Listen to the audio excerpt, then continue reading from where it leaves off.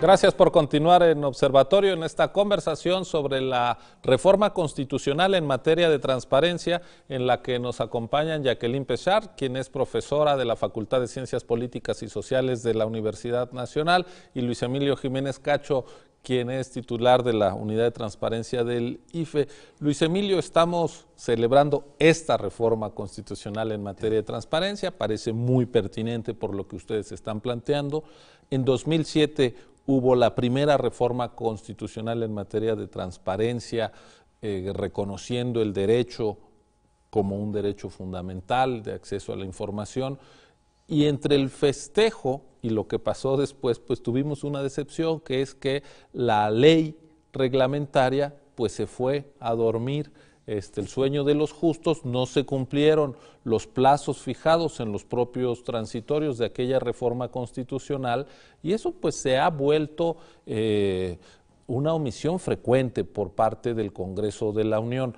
Ahora hay unos plazos, hay unos pasos que seguir para que la reforma constitucional pues entre plenamente en operación. Ya. Bueno, hay varias cosas, ¿no? Una es la famosa designación de los nuevos integrantes del IFAI, de los comisionados. Que pasan de 5 a 7, ¿verdad? Pasan de 5 a 7. Y la otra parte tiene que ver con la legislación secundaria, porque ya lo decía Jacqueline hace un momento, no se trata solamente de gestión de solicitudes de información, hay que codificar las obligaciones de publicación de oficio sin que medie petición de parte, y luego otra serie de obligaciones como son las de archivo, ¿sí? Y yo quisiera aquí mencionar lo siguiente: al mismo tiempo van a entrar nuevas obligaciones para los partidos políticos, y entra a discusión también en la Cámara una ley de partidos políticos. La ley reglamentaria en materia de transparencia tiene que contemplar las obligaciones de transparencia y ciertos criterios específicos en materia de reserva que privan para los partidos, que privan para las autoridades electorales. Entonces vamos a tener aquí una dinámica en la que ya cuando se haga la legislación secundaria en materia electoral se debe de contemplar ciertos aspectos de transparencia. Y la de transparencia tiene un plazo constitucional, el transitorio, de 1 año. De manera que ahí hay un trabajo delicado que habrá que hacer de comunicación entre los responsables de unas leyes y las otras. Pero permíteme hablar de otro tema que yo creo que es muy importante tener presente. En México yo sostengo que hemos avanzado muchísimo en materia de transparencia, que los ciudadanos mexicanos hoy tienen acceso a una información que era impensable hace 10 o 15 años. Pero si el acceso a la información, tal y como ha crecido, no va acompañado de un desarrollo de los mecanismos de rendición de cuentas, estamos en el riesgo de generar una gran desmoralización social. ¿Por qué? Porque tenemos conocimiento de gran cantidad de incompetencias, de desaguisados, de corruptelas que se ejecutan en el ámbito público, y después no vemos las consecuencias de que esto se haga público. Entonces el tema de rendición de cuentas tiene que desarrollarse a la par. De otro modo generaremos más desmoralización. Y creo que es importante ver que la reforma abre una rendija importante a que el IFAI trabaje junto con los órganos de rendición de cuentas, y así establece la reforma constitucional. Le da facultades para coordinarse con el órgano de fiscalización superior, con el Consejo de Archivos, ¿sí? Y con el Instituto de Información, con el INEGI. Es decir, el IFAI no tiene solo la tarea de asegurarse de la gestión de solicitudes de información, sino de procurar con otras instancias el desarrollo de las instancias de rendición de cuentas. Y a mí me parece que esto va a ser también un gran reto para el nuevo IFAI, porque tiene que correr a la par la transparencia con la rendición de cuentas para que esto tenga, digamos, un cierto grado de provecho social. Jacqueline, yo te pediría que a partir de tu experiencia, no solo académica, sino práctica en la materia de la transparencia, además de identificar retos, puedas señalarnos los riesgos con los que se enfrenta la operación de los organismos de la transparencia, que finalmente son los órganos garantes de los derechos de los ciudadanos. Sí, efectivamente creo que el IFAI hoy por hoy ha sido el órgano garante para la administración pública federal. y va a tener que desarrollar una experiencia en el trato, por ejemplo, de la información de los partidos políticos, que pues aun cuando sean entidades de interés público, no son entes públicos, tienen una parte como entes privados que pues esa tendrá que surtir otro tipo de efecto, y lo mismo con sindicatos, lo mismo con fideicomisos, ¿no?, que también van a ser sujetos de la ley de transparencia.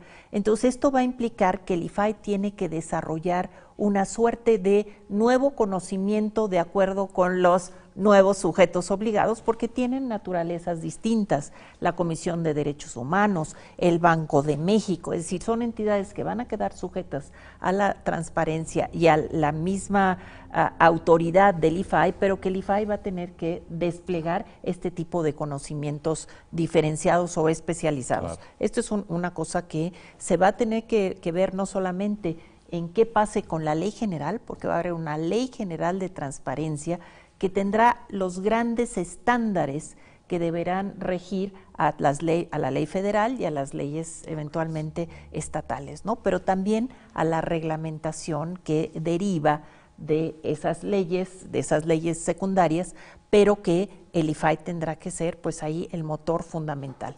Entonces, este es un reto no solamente, digamos, en primera instancia, un reto, digamos, de carácter más normativo, pero, y lo que tiene el IFAI es que aprovechar los mecanismos y el conocimiento, digamos, de desarrollo institucional que ha tenido para que justamente pueda afrontar estas diversidades en cuanto a las entidades subordinadas al IFAI en materia de transparencia, para justamente ser una autoridad que vaya teniendo esta sensibilidad y vaya trabajando hacia esto que es la aspiración de que sea un derecho pues lo más armónico posible, ¿no? Y un reto más está en una designación adecuada, Luis Emilio, porque ahora los comisionados del IFAI, los 7, van incluso a tomar decisiones sobre temas que involucran a quienes los van a designar. Es decir, y se trata de órganos, de cuerpos legislativos que no han avanzado lo suficiente, digamos, en materia de transparencia, como es el caso del Congreso de la Unión. Bueno, es cierto. De hecho, una de las tareas de los comisionados del IFAI va a ser participar en el proceso de selección de los consejeros del IFE, ¿sí? Porque en la reforma electoral se estableció que la Comisión de Derechos Humanos, el Instituto de Transparencia y el Gobierno Federal y el Congreso, ¿sí?, harán un grupo de trabajo que será el que proponga a la Cámara de Diputados los candidatos a ser consejeros del INE, del nuevo INE, de manera que ahí el IFAI también va a intervenir. Por otra parte, yo le pediría a Jacqueline que nos explique bien cómo va a quedar el proceso de selección de los comisionados del IFAI, que también tiene su propio procedimiento en los transitorios de la reforma. Sí.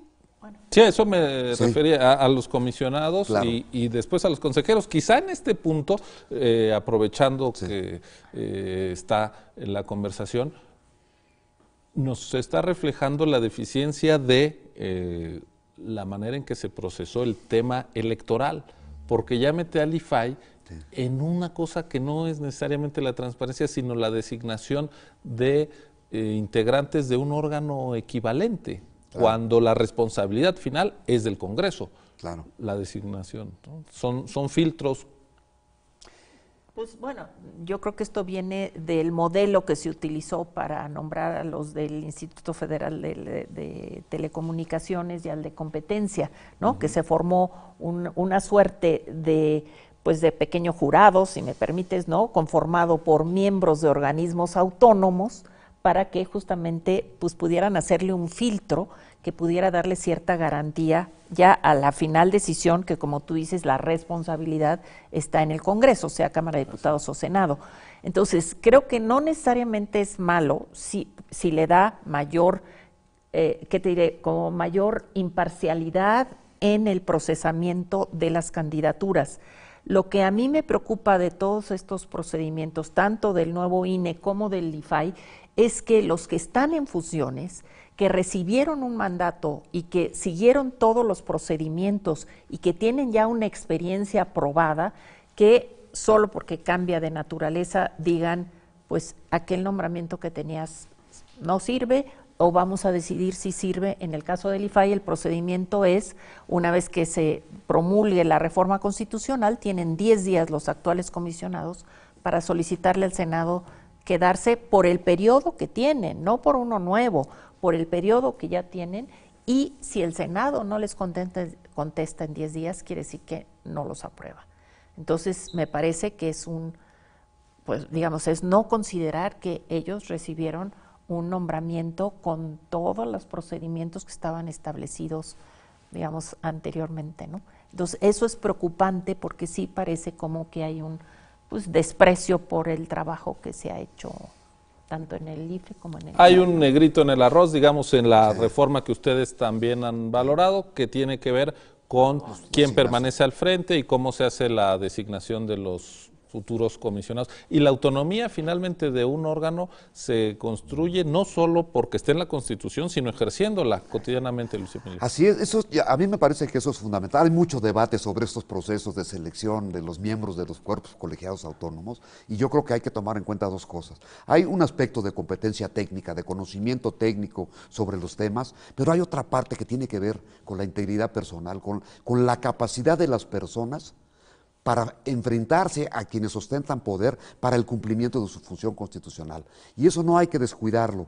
Y es muy importante para mí que el Congreso, y tanto la Cámara de Senadores en un caso como la de Diputados en otro, tome en cuenta estos aspectos, es decir, la calidad profesional que permite ejercer la autonomía más allá de los aspectos puramente formales. Yo creo que aquí va a haber un reto para la Cámara de Diputados y para el Senado en la designación de ambos cuerpos, tanto del cuerpo del IFAI como el cuerpo colegiado del INE, y ojalá que esta sea una decisión afortunada. Pues con esta reflexión me quedo, vamos a hacer una pausa y volvemos a la conclusión de este programa y a despedirnos.